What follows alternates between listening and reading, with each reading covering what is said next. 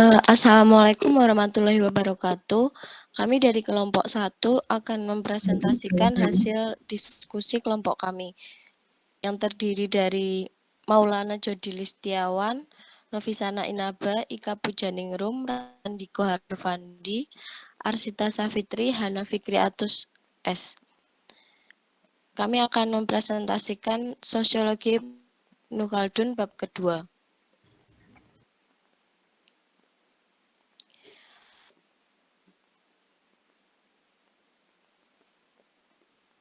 Yang pertama, orang-orang Baduy dan orang-orang kota sama-sama merupakan golongan alami. Ketahuilah bahwa perbedaan hal ihwal penduduk adalah akibat dari perbedaan cara mereka memperoleh penghidupan. Mereka hidup bermasyarakat tidak lain hanya untuk saling membantu di dalam memperoleh kehidupan dan untuk memenuhi kebutuhan hidup yang sederhana sebelum mencari kebutuhan hidup yang lebih tinggi. Yang kedua, orang-orang Baduy adalah kelompok alami di dunia. Dalam pasal di atas telah kita kemukakan bahwa orang-orang yang tinggal mengembara di padang pasir, membuat pertanian dan memiliki binatang ternak sebagai mata pencaharian mereka yang alami, mereka membatasi diri hidup menurut kebutuhan dalam hal makanan, pakaian, tempat tinggal, dan dalam seluruh ihwal serta kebiasaan. Mereka tidak melampaui lebih dari itu dan tidak mencampuri kebutuhan hidup yang enak dan mewah. 3. Baduy lebih tua daripada orang-orang kota. Padang pasir merupakan basis dan suaka peradaban di kota. Sudah diketahui bahwa suku Baduy membatasi diri pada kebutuhan-kebutuhan di dalam hidup mereka, sedangkan orang kota memberikan perhatiannya pada kesenangan dan kemewahan di dalam semua ihwal kehidupan mereka. Manusia pertama kali mencari dan berusaha memperoleh kebutuhannya yang mendasar. Setelah kebutuhan mendasar tersebut terpenuhi, barulah mencari kehidupan nyaman dan mewah. Apabila sudah memiliki cukup kesiapan untuk menerima kebiasaan hidup mewah, dia masuk kepada hidup tentram dan memungkinkan dirinya untuk mengatur dan memimpin kota. Dari fakta tersebut, dapat diketahui bahwa Baduy merupakan basis atau lebih tua dari penduduk tetap. Apabila kita saksikan dengan seksama, kita akan mendapatkan bahwa salah satu penduduk kota pada mulanya terdiri dari penduduk Baduy yang berada di pinggiran kota tersebut, kemudian masuk di dalamnya sebagian mereka ada yang hidup tentram dan kaya di kota. Hal ini menunjukkan bahwa kota tumbuh dari padang pasir. 4. Orang-orang Baduy lebih mudah menjadi baik daripada penduduk tetap. Penyebabnya adalah karena jiwa apabila dalam fitrahnya yang semula siap menerima kebajikan maupun kejahatan yang datang dan melekat padanya, Nabi Muhammad bersabda, setiap bayi dilahirkan menurut fitrah, maka ibu bapaknya lah yang menjadikannya sebagai Yahudi atau Kristen atau Majusi. Penduduk tetap atau kota banyak berurusan dengan hidup enak. Mereka terbiasa hidup mewah dan berurusan dengan dunia untuk mengikuti nafsu syahwat mereka. 5. Orang-orang yang berani dari penduduk tetap atau kota. Karena penduduk tetap malas dan suka yang mudah-mudah, mereka tenggelam dalam kenikmatan dan kemewahan. Mereka menyerahkan dan mempercayakan urusan harta dan diri mereka kepada gubernur, raja yang memimpin mereka, dan tentara yang bertugas menjaga mereka. Selanjutnya dilanjutkan oleh Hana Fikriatus. Maaf, PPT-nya belum berjalan.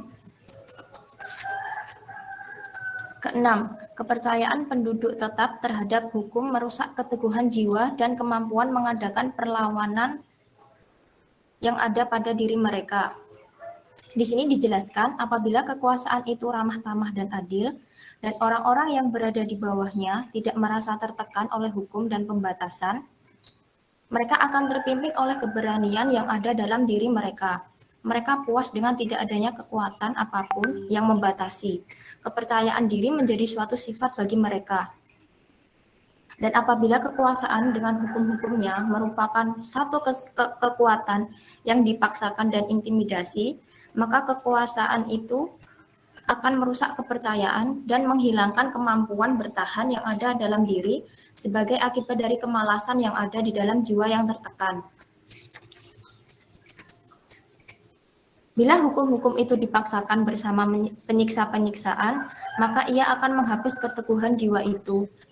Sebab penyiksaan yang dilakukan terhadap seseorang yang tidak dapat mempertahankan diri dia akan merasa dihina dan tak dapat diragukan lagi keteguhan jiwanya. Apabila hukum itu dilaksanakan menurut tujuan pendidikan dan pengajaran dan ditetapkan sejak kecil, lambat laun akan menimbulkan beberapa efek yang sama. Sebab orang itu tumbuh dan berkembang dalam ketakutan, tunduk dan patuh, dan tentu ia tidak akan percaya kepada keteguhan jiwanya. Oleh karena itu bisa disimpulkan, orang Badui Arab liar lebih teguh jiwanya dibandingkan dengan orang yang diatur oleh hukum-hukum. Selanjutnya nomor 7.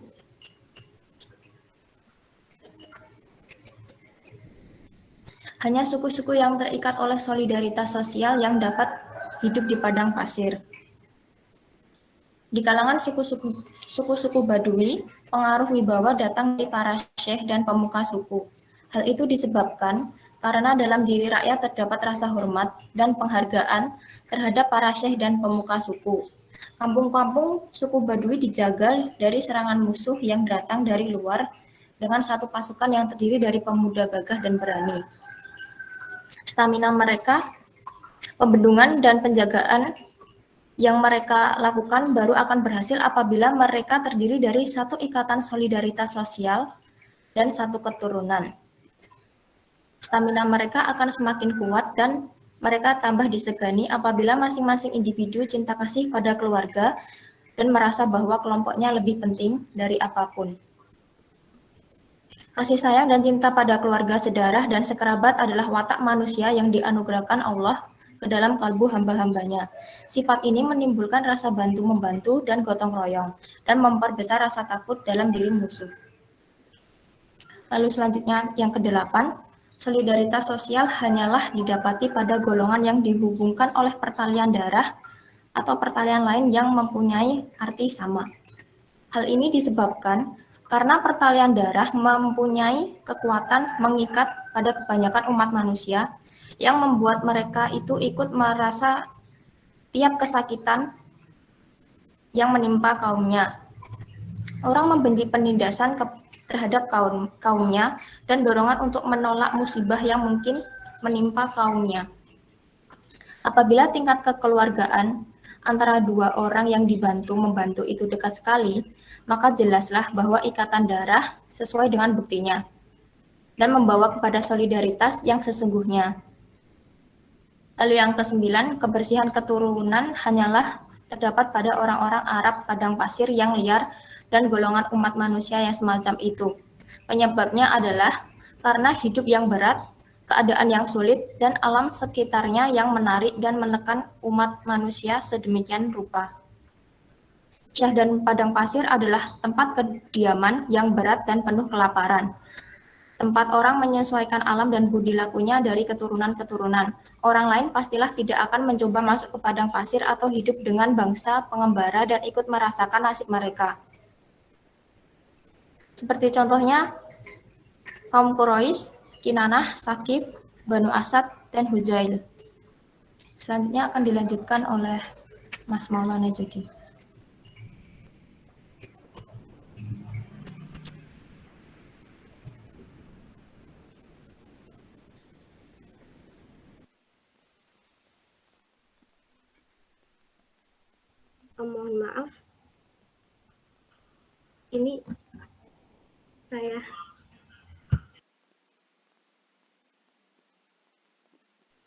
Mohon maaf, ini saya lanjutkan.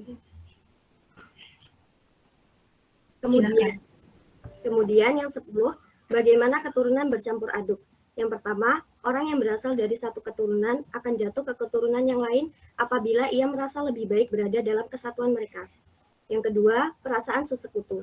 Ketiga, hubungan perlindungan kepada sahabat. Yang terakhir, menghindari suatu kejadian kriminal yang pernah menimpa dirinya. 11, sifat kepemimpinan selalu dimiliki oleh orang tertentu yang memiliki solidaritas tinggi. Dalam memimpin, hanya dapat dilakukan kekuasaan. Salah satu cara pemimpin untuk dapat menjaga kekuasaan dan sanggup memimpin rakyatnya, yakni dengan mempunyai sebuah solidaritas sosial yang tinggi atau kuat. 12, kepemimpinan yang dapat diterapkan kepada orang-orang yang memiliki solidaritas tidak dapat diterapkan kepada mereka yang bukan satu keturunan. Kepemimpinan ada karena adanya kekuasaan. Kekuasaan ada karena adanya solidaritas sosial.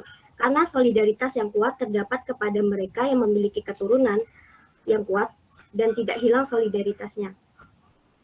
Kemudian 13. Hanya orang-orang yang termasuk dalam solidaritas sosial yang memiliki rumah dan kemuliaan dengan pengertian metaforik dan figuratif. Maksud dari rumah di sini adalah seseorang yang menganggap orang-orang terhormat sebagai nenek moyangnya. Orang-orang yang menutup dirinya dalam kota mempunyai makna rumah sebagai metaforik atau anggapan yang terlihat dari luarnya saja. Mereka yang lalai akan solidaritas sosial. 14. Rumah dan kemuliaan dimiliki oleh Maula dan anugerah hanya melalui tuan dan bukan melalui keturunan mereka. Kemuliaan serta rumah seorang Maula didapatkan dari tuannya. Keturunannya sendiri tidak ikut serta membantunya karena solidaritas sosial dengan keturunan awalnya telah lenyap. Kemudian makna rumah dari para Maula mereka peroleh dari kebesarannya di sebuah dinasti kepada tuannya, kontak yang tertutup sebagai seorang anggota maupun hasil dari pendidikannya.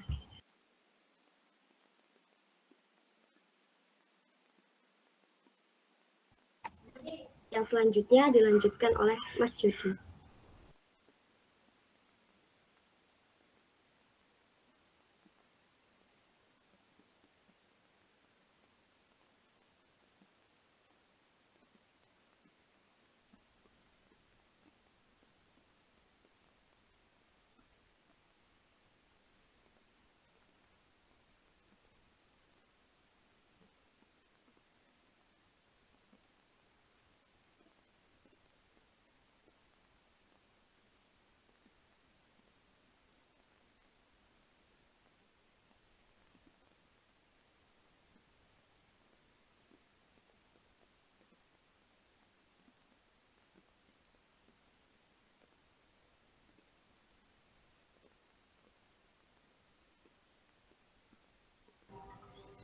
Maaf, Jody, suaranya nggak ada.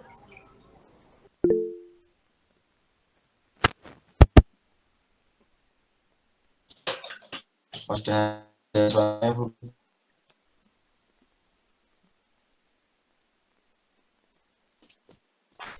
Sebentar. Saya ulangi.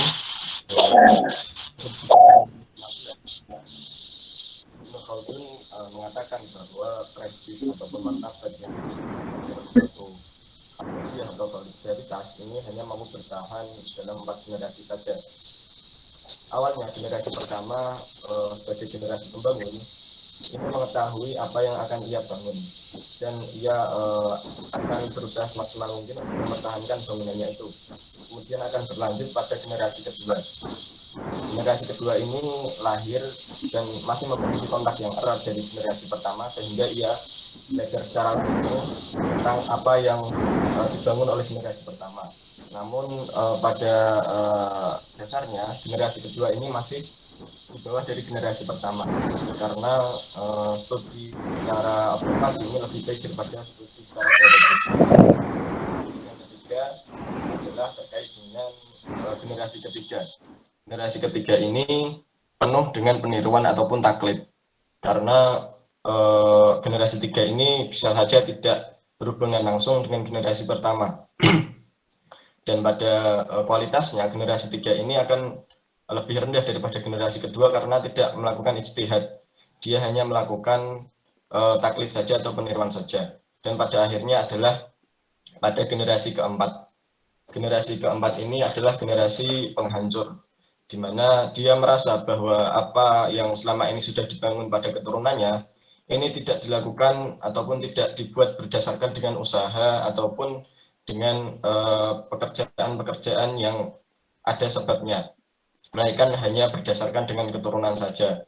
Maka ia akan berusaha untuk keluar dari solidaritas tersebut dan akan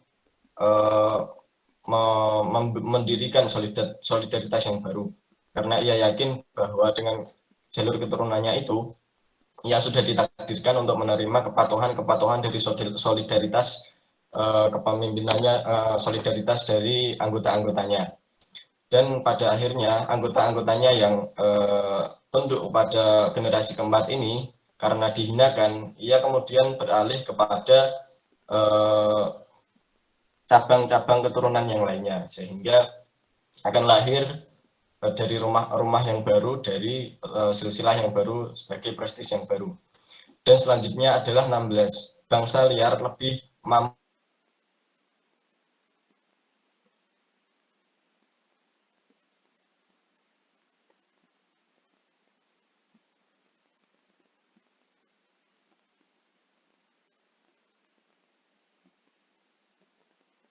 yang berpindah tidak menetap dan hidup di berbagai padang pasir. Dengan begitu, ia memiliki kekuatan dan kekuasaan yang menjadi modal utama untuk menguasai kedaulatan yang lainnya ataupun wilayah-wilayah lainnya. Berbeda ketika seorang ataupun segerombolan suku ini sudah tinggal pada tanah yang subur, di mana tanah yang subur tersebut memungkinkan untuk mereka menjadi hidup yang lebih baik lagi, terhindar dari kemelaratan. Ya. Namun demikian, terhindar dari kemelaratan tersebut justru membuat mereka tidak mau bekerja keras lagi karena terlena dengan lingkungannya. Dan oleh karena tersebut, bangsa Badui ini lebih mempunyai keberanian dan lebih mempunyai kekuasaan untuk menguasai daripada bangsa-bangsa penetap yang lain. Selanjutnya, Mbak. Selanjutnya adalah tujuan akhir dari solidaritas adalah kedaulatan. Solidaritas adalah sesuatu yang dapat menyatukan tujuan dari beberapa suku yang ada di dalam Badui menurut Ibnu Khaldun, dapat menyatukan tujuan, menolak peperangan ataupun menolak musuh. Nah, di dalamnya tersebut juga ada menolak untuk perpecahan, di mana di sana dipimpin oleh suatu kepala suku yang mempunyai kedaulatan.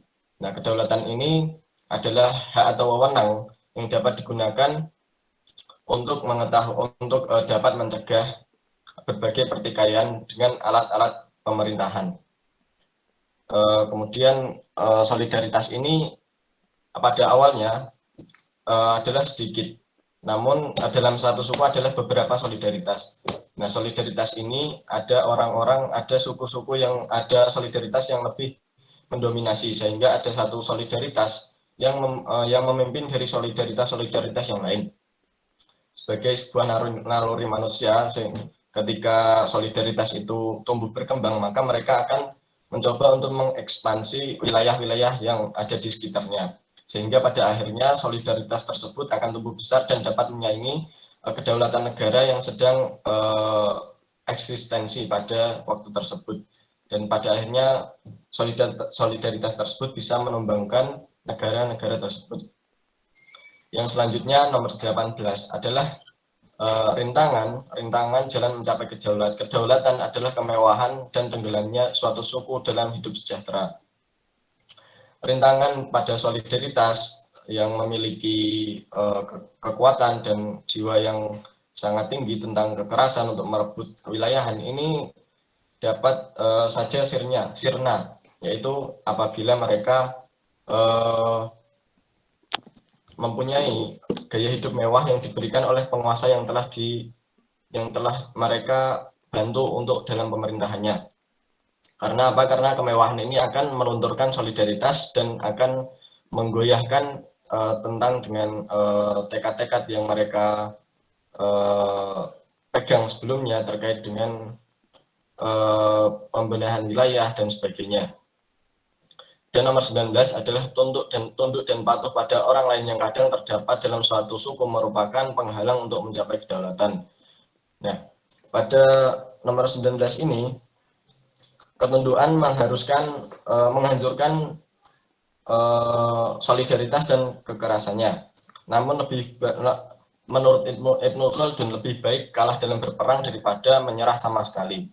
Ini tercantum dalam suatu kisah, yaitu Nabi Musa pada kaum Israel yang terdapat pada ayat 24, 24 dan 20.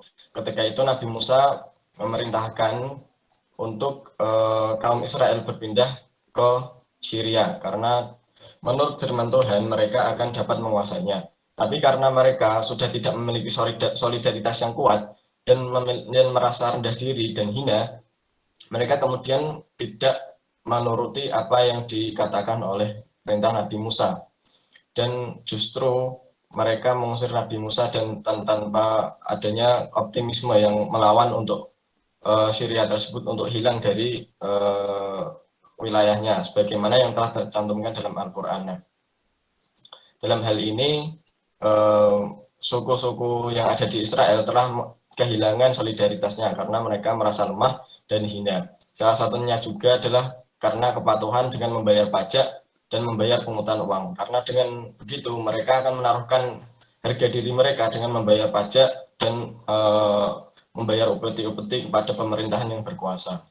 Selanjutnya akan dilanjutkan oleh Mbak Ika Pujaningrum. Nomor yang ke-20, tanda-tanda kedaulatan. Kedaulatan di sini merupakan sesuatu yang terjadi secara struktur yang dibuat oleh manusia, seperti adanya kekuasaan politik. Kedaulatan itu sendiri berasal dari sifat terpujinya seseorang. Jadi, seseorang itu yang memiliki kedaulatan itu biasanya toleransinya kuat, menghormati orang lain, menepati janji, terus hormat kepada tamu, dan sifat-sifat terpuji lainnya. Sifat-sifat itu telah menjadikan para yang memiliki kedaulatan itu pantas dan berhak untuk menjadi pemimpin yang berada di bawah-bawah mereka. Selanjutnya nomor 21. Apabila suatu bangsa itu liar, kedaulatannya akan sangat luas. Suatu bangsa yang liar dapat menguasai dan dapat mengontrol berbagai daerah lain. Jadi di sini bila kita memiliki sifat-sifat yang haus akan kekuasaan, maka sangat mudah sekali kita untuk menguasai daerah-daerah lainnya. Selanjutnya nomor 22. Selama suatu bangsa masih memiliki solidaritas sosial, kedaulatan yang lepas dari salah satu cabangnya pasti akan kembali kepada cabang yang lain dari bangsa yang sama. Biasanya suatu kedaulatan itu hancur disebabkan oleh lemahnya solidaritas sosial suatu bangsa, serta mereka itu terlalu memperurutkan hawa nafsunya dan dalam kemewahan. Salahnya itu di sini tuh mereka tuh memperbudak orang-orang dan menaruh budak-budak itu di tugas-tugas yang penting. Jadi si budak itu dengan mudah bisa mengatur strategi dan menguasai daerah itu. Selanjutnya nomor 23. Hal-hal yang ditakutkan pasti akan selalu meniru yang menang. Kemenangan disebabkan bukan karena adanya solidaritas sosial atau kekuatan yang besar, tetapi disebabkan oleh kebiasaan dan perilakunya. Hal ini tuh mirip seperti anak yang meniru bapaknya karena bapaknya dianggap sempurna. Contoh lain itu terbukti bahwa di sini bangsa Andalus pada zaman dahulu kan sangat tersohor gitu. Jadi otomatis bangsa tetangga, bangsa Spanyol itu dia mengasimilasikan dirinya sendiri untuk meniru dalam hal pakaian, lambang-lambang, bahkan kebiasaan-kebiasaan yang biasanya dilakukan oleh orang rakyat Andalus. Selanjutnya penjelasan nomor 24 akan dijelaskan oleh Rahmat Randiko.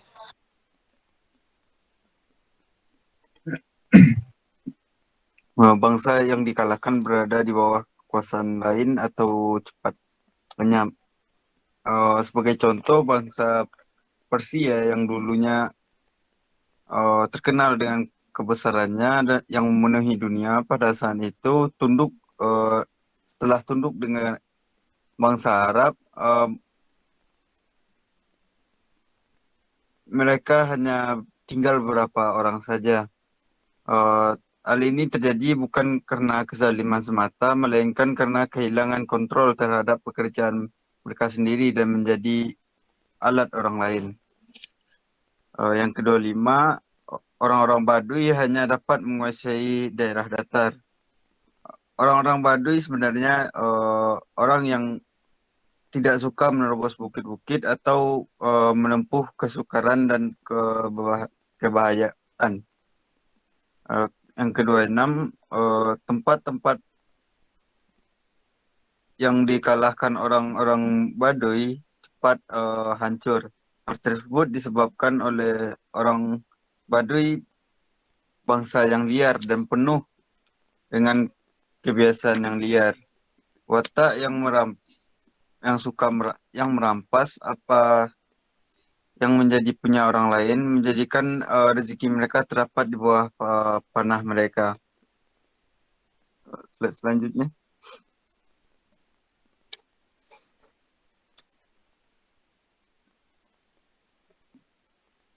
Orang-orang Baduy dapat memiliki kedaulatan hanya dengan mempergunakan Rona Regilio seperti kenabian, kewalian atau pengaruh agama yang besar secara umum. Di sini agama diharapkan melenyapkan sifat kasar, liar, bangga diri orang Baduy dan melatih menguasai perasaan dengki dan cemburunya. Yang ke-8, orang-orang Baduy adalah bangsa yang paling jauh dari kepemimpinan kerajaan. Sikap liar mereka dan susah patuh itu menjadi salah satu penyebab kenapa orang Baduy susah untuk dikuasai oleh suatu kerajaan. Yang ke-9, suku-suku dan golongan pengembara di kalangan orang-orang kota. Hal ini dapat digambarkan dengan mereka yang memiliki keahlian tapi tidak memiliki bahan. Selain itu, mereka masih belum mempunyai mata uang. Mereka masih menggunakan cara bertukar dalam bentuk buah, binatang, dan lain-lain. Walaupun orang Baduy membutuhkan orang kota untuk hidup, orang kota pun membutuhkan orang Baduy untuk kesenangan dan kemewahan. Sekian presentasi kami. Saya kembalikan ke moderator.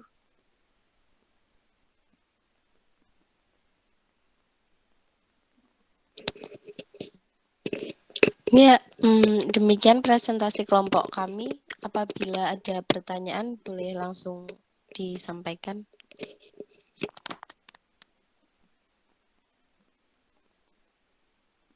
Assalamualaikum warahmatullahi wabarakatuh.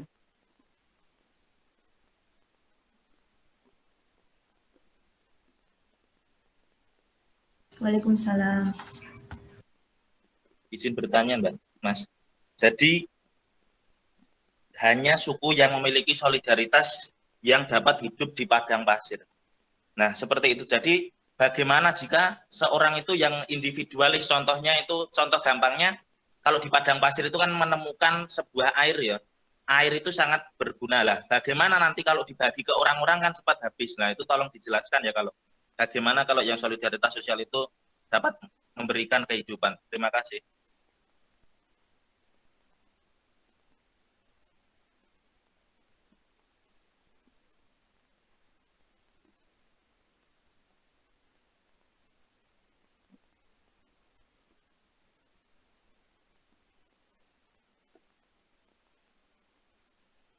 Mbak Ika.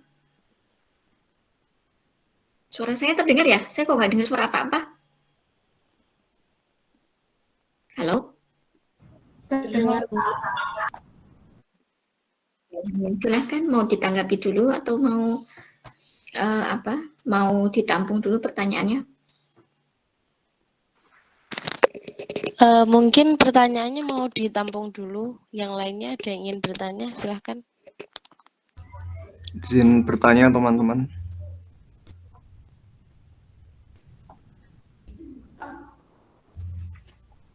Baiklah, izin bertanya untuk kelompok kalian. Tadi kan sering sekali disebutkan oleh Ibnu Khaldun ini bahwa banyak sekali kata-kata bangsa liar. Dan itu juga disebutkan dalam presentasi banyak sekali. Terus yang kalian pahami dari kata liar di sini bagi suatu bangsa itu seperti apa sih? Apa dia suka menyerang, terus dia punya kebudayaan yang buruk atau seperti apa? Apakah Mbah Ibnu Khaldun ini menjelaskan atau enggak soal itu? Terima kasih.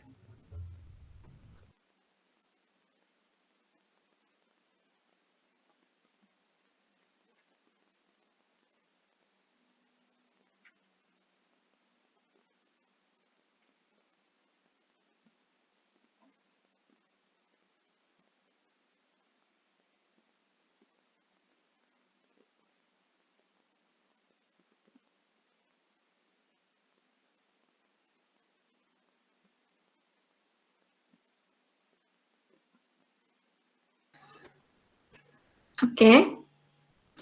Moderatornya ini toh. Ada lagi yang mau ditanyakan? Mohon izin bertanya untuk kelompok 1.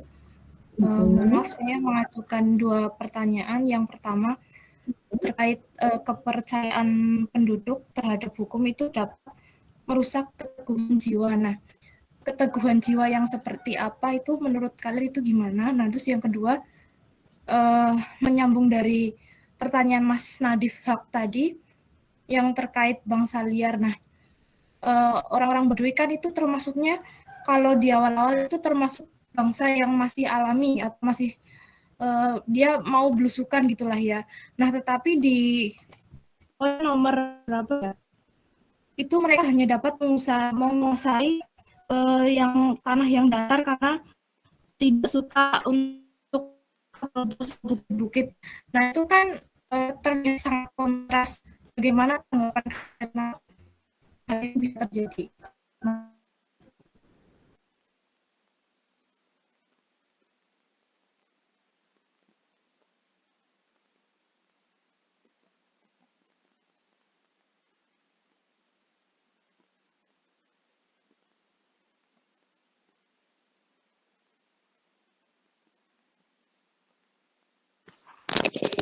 Maaf, Alin agak putus-putus. Yang terakhir boleh diulang?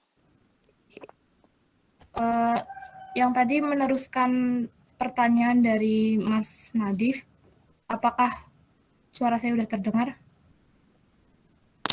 Udah. Kan bangsa bahwa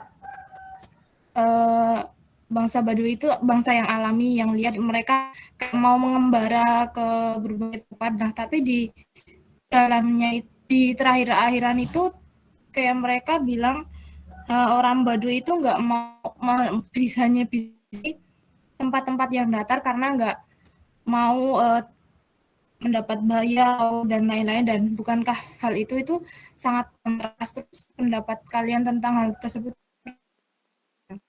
Tuh.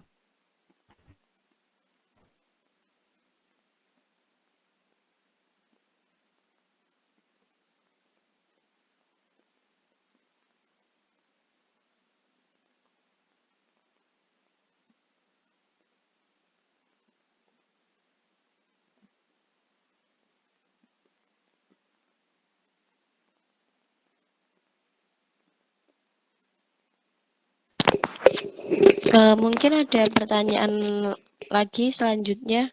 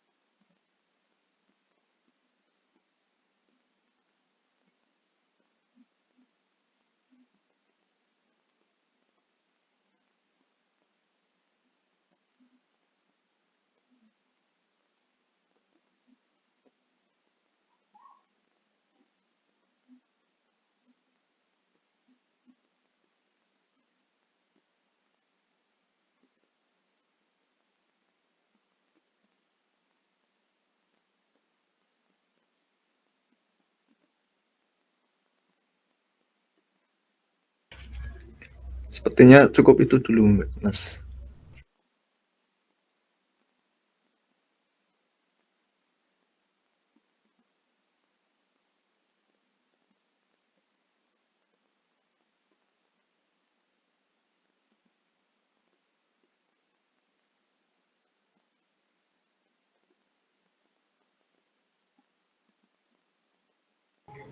Izin menjawab pertanyaan Mas Nadif. Jadi kan pertanyaannya definisi kaum liar itu apa? Sejauh yang saya baca, liar itu karena berpindah-pindah dan kental akan kekerasan, keberanian, dan enggan hidup mewah. Dan mereka hidupnya lebih ke alam. Dan yang seperti saya sampaikan tadi, kepercayaan penduduk terhadap hukum merusak keteguhan jiwa dan kemampuan mengadakan perlawanan. Dan itu karena mereka tidak terikat oleh hukum. Jadi definisi menurut kelompok kami seperti itu. Terima kasih, mungkin ada yang ingin menambahkan.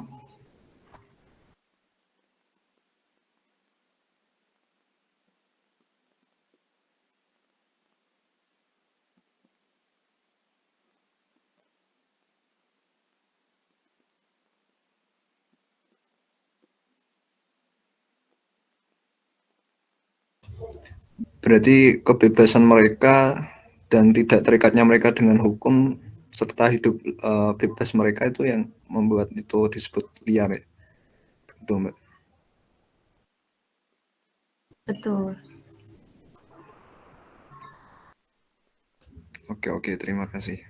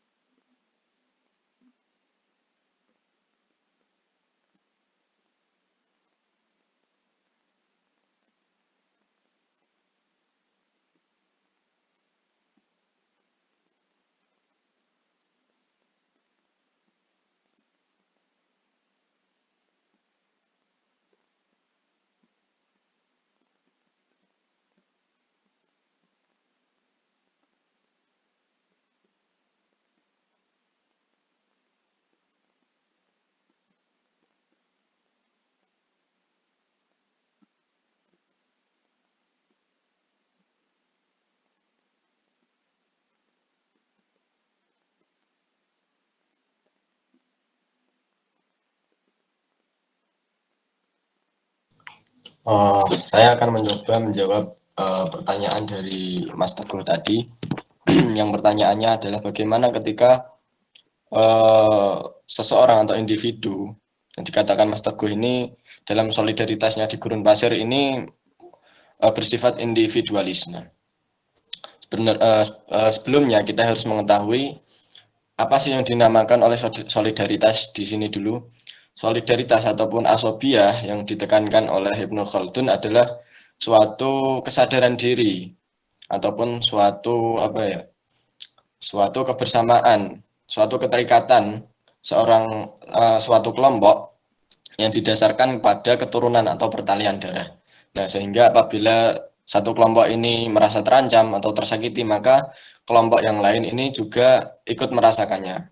Nah, apabila tadi Mas Teguh bilang apabila ada satu orang yang menemukan oase di gurun pasir dan tidak memperdulikan yang lain, itu berarti dia tidak mempunyai rasa solidaritas, tidak mempunyai rasa kebersamaan terhadap sukunya tersebut. Jadi dia tidak termasuk dalam solidaritas yang ada.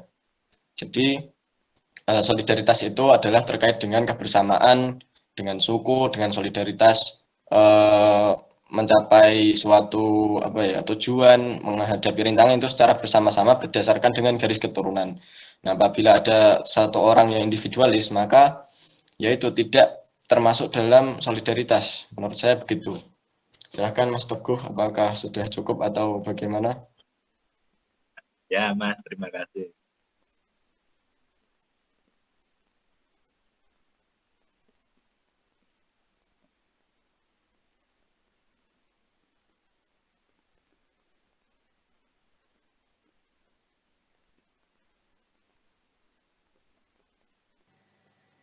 Lanjut, moderatornya mana ini?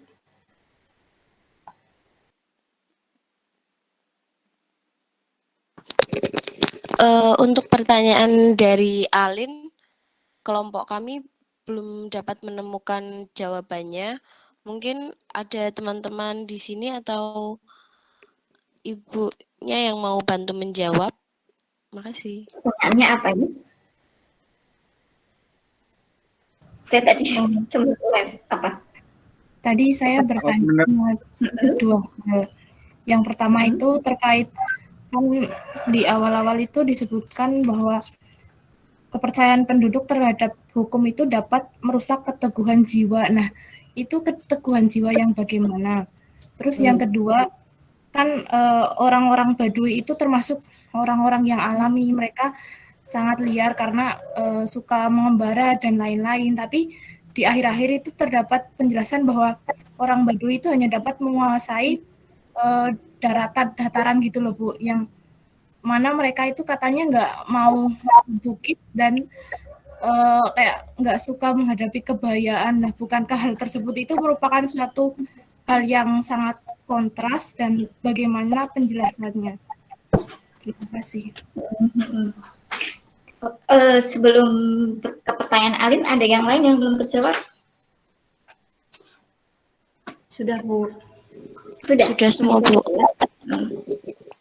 Oke, sebenarnya ini masuknya nanti di pasca presentasi ya. Pasca presentasi itu saya nanti akan menjelaskan tentang metodologi dulu, baru setelah metodologi tentang karakteristik masyarakat Badawah dan Hadoro, kemudian setelah itu baru masuk ke Asobiah dan kedaulatan.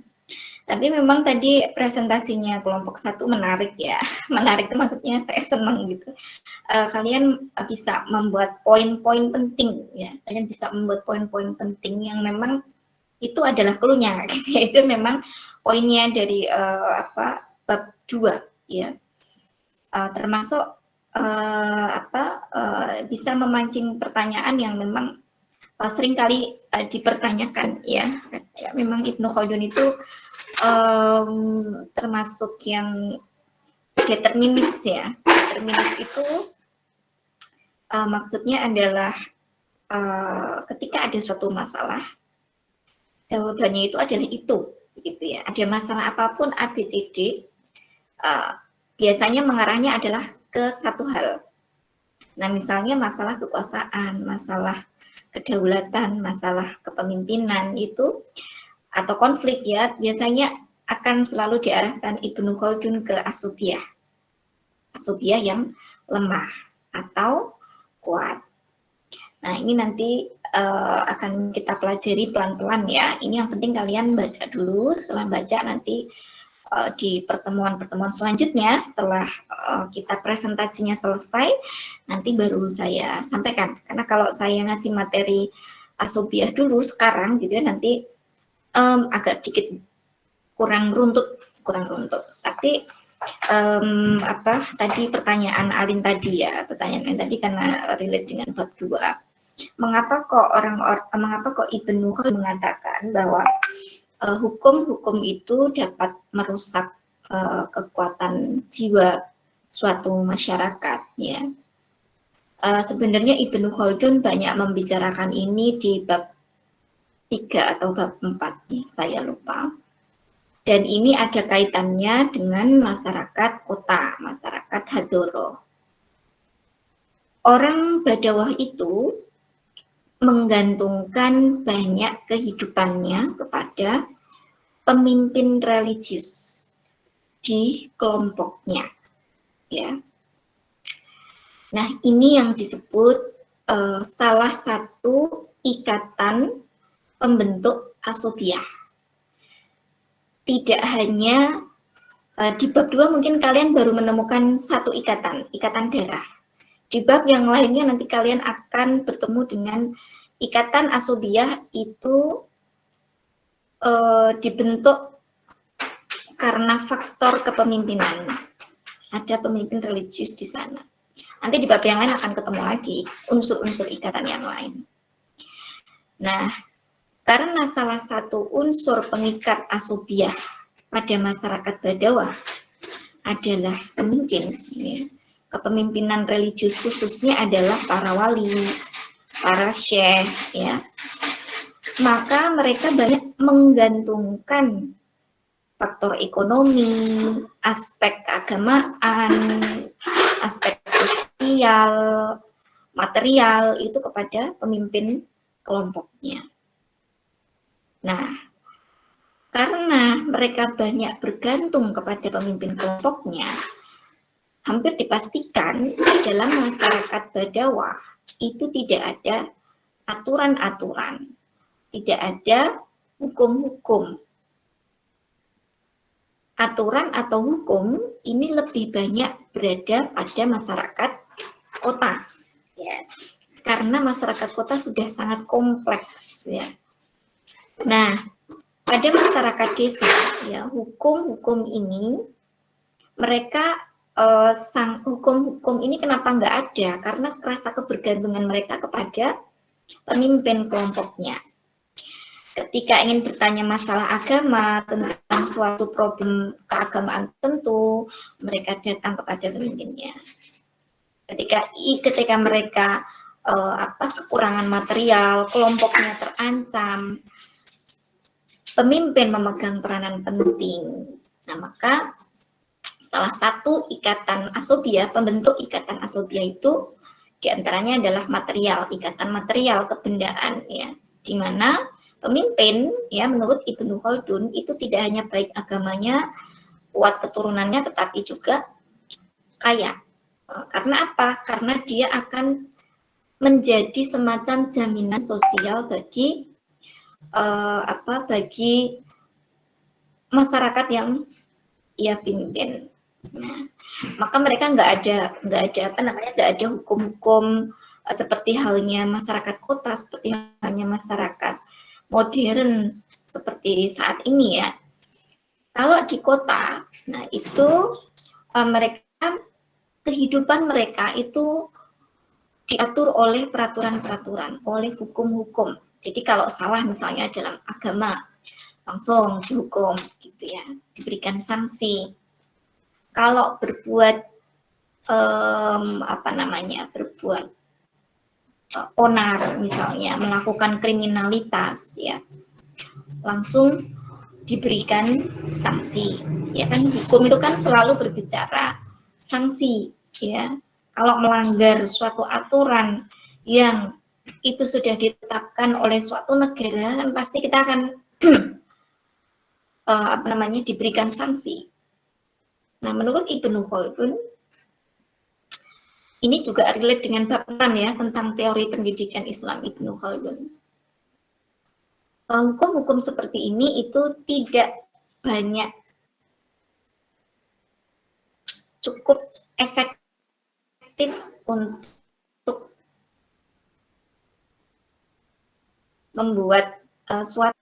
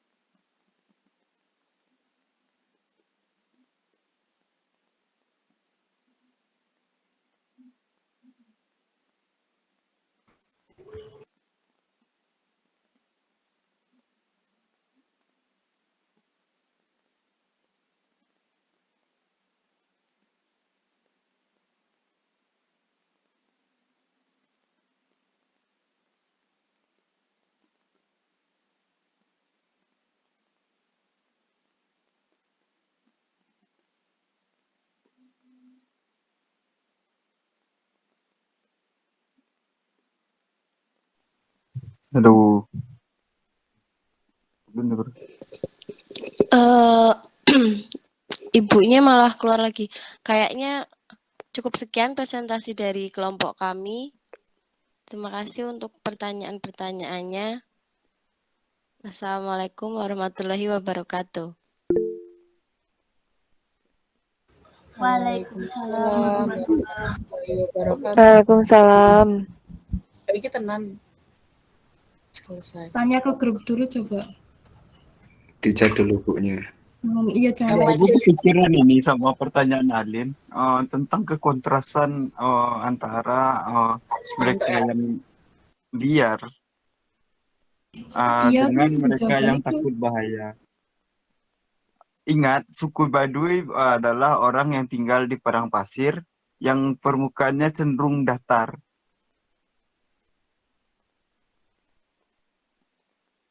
Jadi menurut aku itu mereka lebih cenderung di permukaan datar. Kenapa? Memang mereka lahir hidup di permukaan datar. Jadi dari struktur pun jika mereka menyerang ke arah pergunungan itu akan memakan medan yang cukup sulit. Jadi liar di sini bukan berarti mereka tidak punya taktik, tetapi mereka memperhitungkan bagaimana ketika menyerang itu memang 100% mereka berhasil. Karena tadi juga dijelasin bahwa sumber rezeki mereka adalah dari anak panah mereka.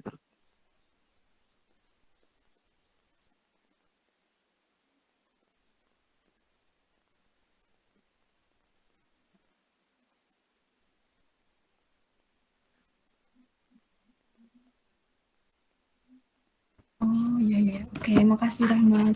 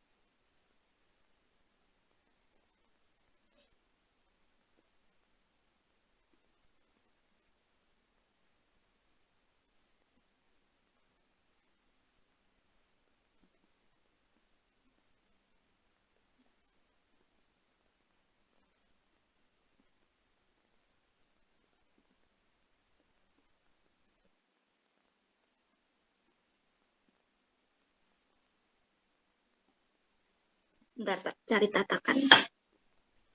Bentar.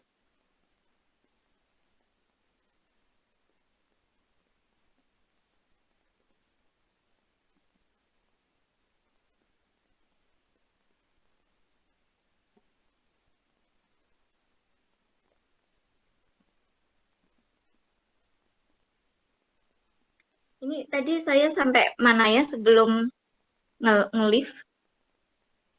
Terakhir dengar saya ngomong apa? Kehidupan diatur oleh hukum yang ada sanksinya Bu, masyarakat kota. Oh ya.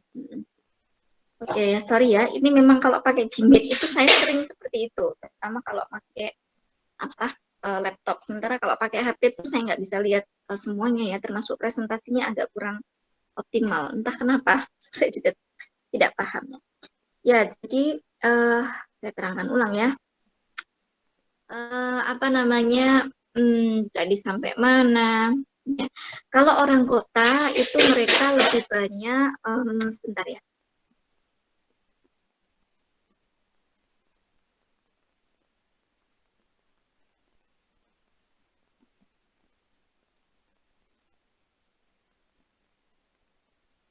Nah, itu kalau di masyarakat Hadoro atau masyarakat kota itu mereka lebih banyak menggantungkan berbagai macam permasalahan mereka itu pada aturan-aturan hukum.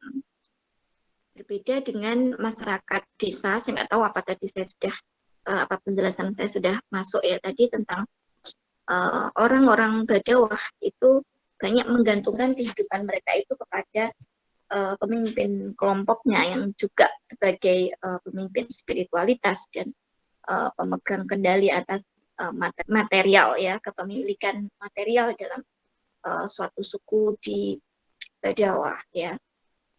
Nah, karena ini diatur begitu ya, jadi kalau misalnya seseorang itu karena diatur ya, hukum itu pasti akan berbicara tidak boleh melakukan pencurian. Kalau melakukan pencurian nanti akan diberikan sanksi. Ya. Tidak boleh melakukan zina. Kalau melakukan zina nanti akan diberikan sanksi ABCD. Tidak boleh. Nah, seperti itu ya. Ini menurut Ibnu Khaldun justru tidak akan mampu mendidik suatu masyarakat itu menyadari akan pentingnya kita itu menjauhi perbuatan-perbuatan buruk. Nah, ini nanti kalian mungkin akan ketemu ini penjelasan ini di bab 6 tentang teori pendidikannya Ibnu Khaldun ya.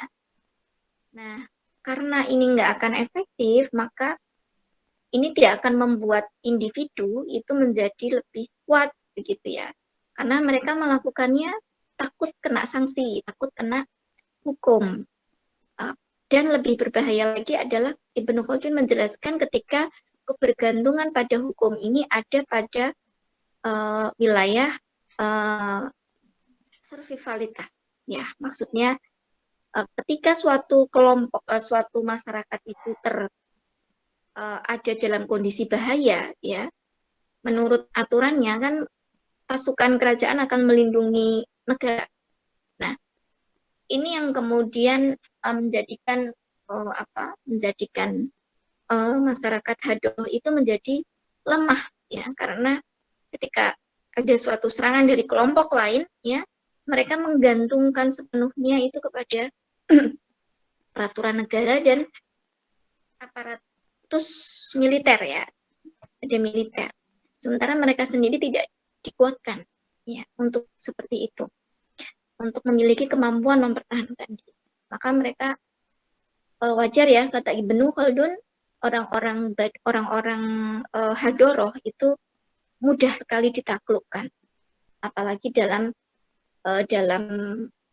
fase terakhir di siklusnya ya. Nanti kita juga akan bicara siklus Ibnu Khaldun, siklus negara, siklus jatuh dan bangunnya suatu negara. Sedangkan kalau masyarakat Badawah ya, mereka terbiasa dengan latihan fisik ya, mereka latihan fisiknya adalah karena memang mereka kalau mencari makan tuh lebih susah ya. Coba lihat bab pertama atau bab 2, mereka untuk bertahan hidup ya, untuk mencari makan mereka mengalami banyak kesusahan. Jadi survivalitas mereka itu lebih kuat dibandingkan orang-orang. Karena apa? Karena mereka tidak bergantung pada hukum tadi ya. Karena ada solidaritas ya. Jadi menurut Ibnu Khaldun itu lebih menguatkan mereka. Saya nggak tahu tadi apa penjelasan saya tadi sudah sampai tentang nyampe nggak ke kalinya. Tapi sebenarnya saya udah ngomong panjang lebar kayak gini capek gitu. Mengulang lagi. Ya, kalau orang Baduy itu menggantungkan kepemimpinan pada menggantungkan problem masalah itu pada pemimpinnya. Kalau ada apa-apa tanyanya kepada pemimpin religius ya. Pada wali, pada syekh, termasuk kalau kekurangan ekonomi, pemimpin itu sebagai jaminan sosial bagi. Oke, karena saya agak ini ya mungkin ke depan jangan pakai gimmick ya, nanti kalau pas jelasin gini nanti saya nge-live lagi, jadi saya mengulang-ulang lagi. Agak capek ya, agak capek untuk mengulang-ulang. Kalau bisa, kalau mau live ya seperti ini kita pakai pakai Zoom aja, pakai Zoom-nya Bu UI ya. Nanti saya buatkan linknya. Oke, gitu ya Alin ya. Kemudian pertanyaan semoga terjawab, tapi nanti insya Allah akan terjawab di penjelasan Bu UI tentang maksudnya. Yang lainnya apa tadi? Tadi yang kontradiktif, sifat-sifat kontradiktif. Iya, Ada Bu. tadi apa? Kan yang di penjelasan awal, masyarakat Baduy itu masyarakat yang alami, mereka suka membara dan lain-lain. Jadi kayak kemampuan survival dan mentalitas mereka itu kuat, tapi di akhir-akhir itu penjelasannya mereka hanya bisa menguasai tanah yang datar karena tidak menyukai perbukitan dan kebahayaan. Kan berarti kayak kontradiktif, mereka nggak suka tantangan gitu loh Bu. Sangat kontras sama penjelasan Dewan. Nah itu bagaimana? Ya, karena kalau mereka di wilayah perbukitan, sama-sama wilayah sama-sama wilayah gurun, sama-sama wilayah pegunungan, perbukitan, mereka akan bertemu dengan suku-suku Badawah lain yang juga kuat. Soliditasnya juga kuat. Jadi jangan membayangkan suku Badawah itu adalah cuma satu suku. Ya. Biasanya satu suku adalah satu ikatan darah. Kalau jadi suku Badawah itu maksudnya adalah global gitu ya, general, tapi di dalamnya tuh ada suku-suku yang lainnya gitu, kayak dinasti, misalnya dinasti Abbasiyah itu kan di dalamnya dinasti Abbasiyah ada dinasti-dinasti kecil. Seperti itu pula dalam masyarakat Badawah. Ya, jadi orang-orang Badawah itu ya dengan banyaknya suku-suku, nanti di perbukitan ada suku A, di gurun pasir ada suku B, di di mana lagi, di gurun yang lainnya di pedalaman ada suku C gitu. Mereka untuk mengalahkan satu sama lain itu agak kesulitan. Karena apa? Mereka sama-sama punya solidaritas sosial yang kuat. Kenapa mereka itu membutuhkan asobiah, solidaritas, supaya bisa bertahan dari serangan kelompok yang lain? Karena masing-masing suku ini juga berebut makanan, ya, berebut bagaimana cara mereka supaya bisa bertahan hidup. Sukunya sama-sama kuat. Maka mereka males gitu ya untuk ke sana, secara logika seperti itu.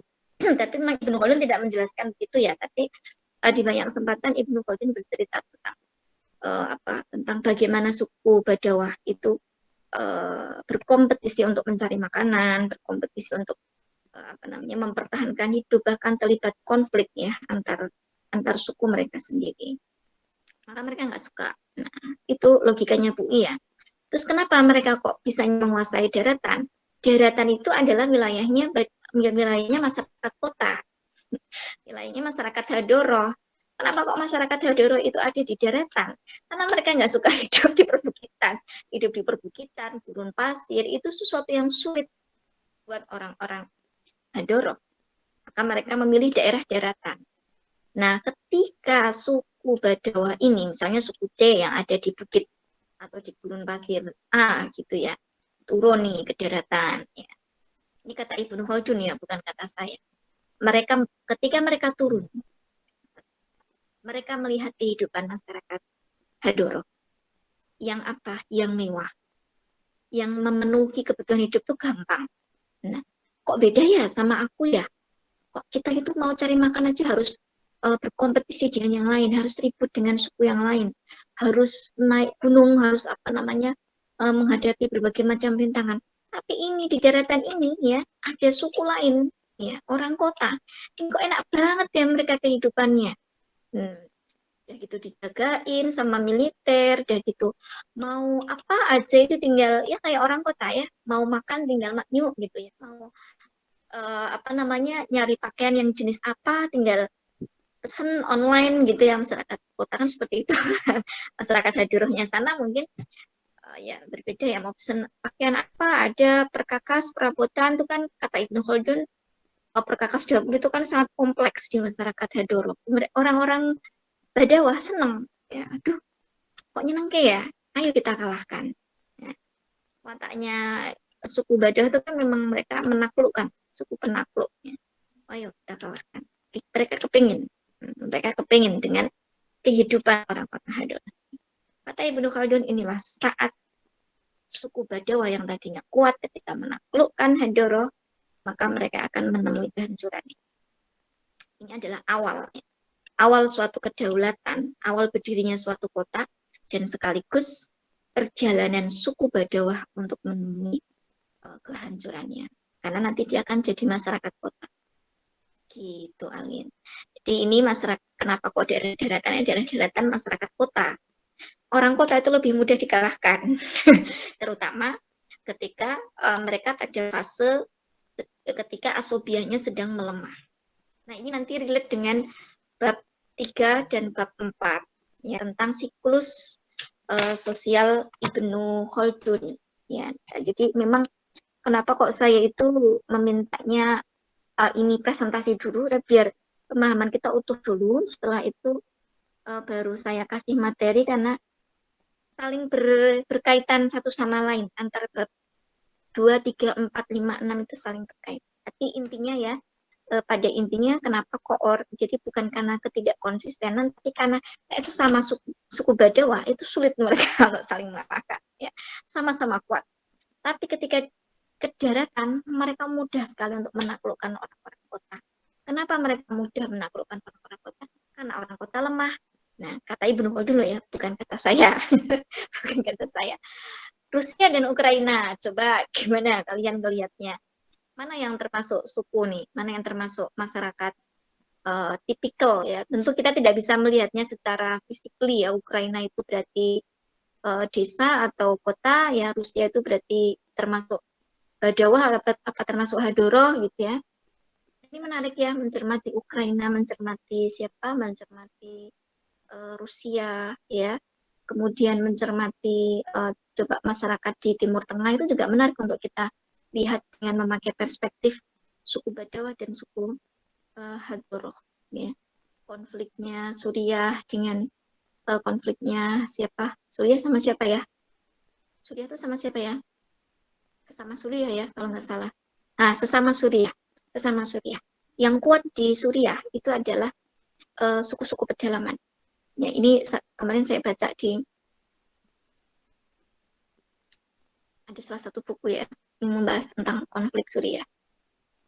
Terus mereka kan bertengkar dengan apa di Suriah itu kan mereka berkonflik dengan siapa penguasanya Suriah itu siapa ya namanya, saya lupa. Mereka itu kan perang saudara terus ya, tapi sebenarnya kalau dilihat yang satu ini sebenarnya dari daerah pedalaman ya, dari daerah pedalaman, yang satunya lagi dari daerah kota. Di Irak ya, Irak pun juga demikian. ISIS ini dari daerah pedalaman. Mereka lebih banyak menganut paham Wahhabisme. Nah, kemudian tapi mereka struggle.